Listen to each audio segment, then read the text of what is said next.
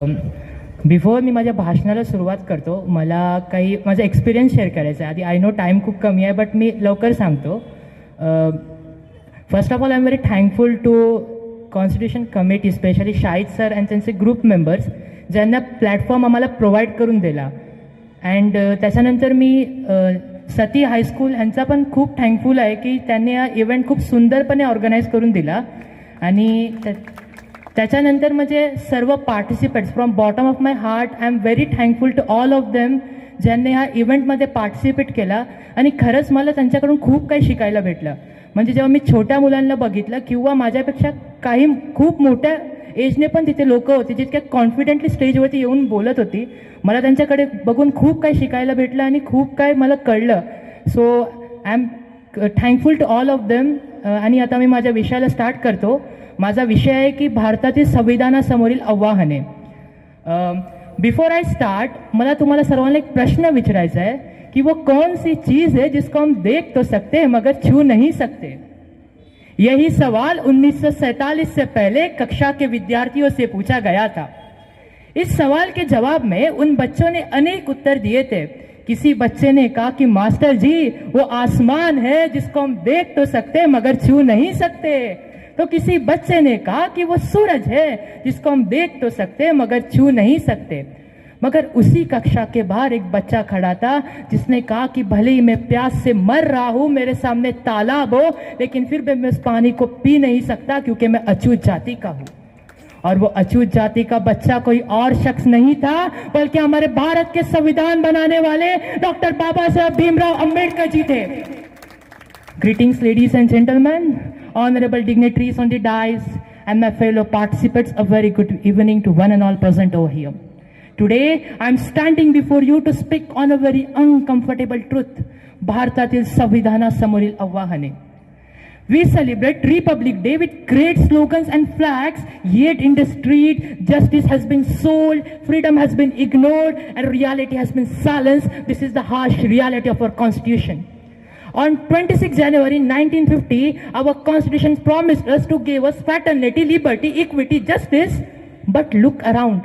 Are we honestly living these values today, or just the words became the textbook poetry? But before we question the challenges and constitution, let us remember the pride and power of our constitution. From the tallest mountains of Himalayas to the deserts of Rajasthan, from refreshing gardens of Assam to the busiest streets of Maharashtra, I can proudly say that our constitution is the mother of our democracy. So the next time when you see the daughter of a poor farmer getting an opportunity to educate herself, or a farmer getting a fair price for his crops, know that it's constitution that allows every citizen to stand tall with hope and dignity. Our constitution is not just a document, it is a living promise. Article 14 ensures every citizen is equal. Article 19 promotes freedom to speak. Article 21 protects to our right to the life and dignity. And Article 15 bans discrimination. आणि म्हणून माझ्या संविधानाचे गौरव असे आहे की मी 28 राज्यांना जोडतो, 22 भाषा जपतो आणि प्रत्येक संस्कृती व परंपराची रक्षा करतो. But still, the streets and villages of India often tells a different story. Today, we live in the world's largest democratic country where we used to celebrate elections with great enthusiasm. But democracy is not always defended by truth. According to the ADR, 40 to 43% of members of parliament now carry criminal charges. Recently, a politician made a shocking statement by saying that if a girl is raped, then she should lie down and enjoy it. Just pause for a moment and think about it. When the people in power speak like this, they don't just fail as a leader, but they poison the moral backbone of the society. Today, we live in the world's largest democratic country, and I agree. Yes, we have the longest written constitution. And yes, I agree, but even today, from slums of Dharavi to the lanes of Kamatipura, countless people are struggling just to prove their identity. Think about it. Our constitution begins with we, not with I, not with you, which means every gender, every caste, every religion is equal. then why even today India's transgender community, near about 48 lakh people, are struggling daily just to prove they are humans? And this hypocrisy does not stay only in politics and constitution, it enters in the classroom too. Our constitution bans discrimination and promotes equality, but the respected members tell me one thing: when two students pay the same fees, then why one is placed at the topper batch and another at the lower batch? What kind of equality is this? Today, we debate on education reforms and celebrate new education policy, but when it comes to sex education, we suddenly feel shame. The packet of cigarette which can kill you is sold openly, but when a girl has to buy these sanitary pads, she has to hide them in a black polythene, as if menstruation is a crime, not a biological cycle. Today, we feel shame about talking on periods after knowing one reality, that without she, there is no he. But still, the blood that gave birth to us is silently labored. The process that creates existence is silently wrapped in dispersed parts. Think about it. Is that education or hypocrisy wrapped in a culture?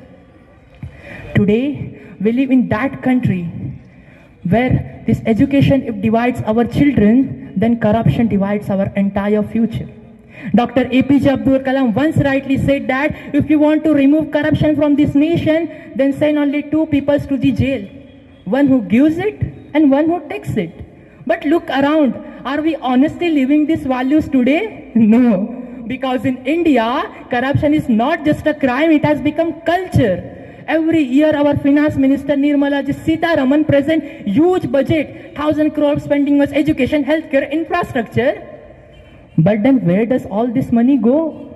Why even today government school buildings have been collapsed? Why do villages hospitals do not have doctors? Is that development? According to the World Bank report, corruption alone drains 3% of GDP every year, and then we ask, why does poor remain poor? बड़े कहते हैं बेटा पढ़ो लिखो यही भविष्य है, बड़े कहते हैं बेटा पढ़ो लिखो यही भविष्य है, पर किसे मालूम था कि इतनी मेहनत के बाद भी सिर्फ बेरोजगारी ही मिलनी है. Today, India proudly say that it has the youngest population in the world. Oh, really? But what's the use of it when 24 years degree holders stand in the line to get a peon job? When 2 crore students apply for 50,000 government vacancies? Tell me, how can a nation make a progress? अरे लाडकी बहीण लाडका बाहू योजना आल्या फार, लाडकी बहीण लाडका बाहू योजना आल्या फार, आता हवा रोजगार, मला भी हवा रोजगार. According to CMI report, India's unemployment rate has been increased up to 23% in last year.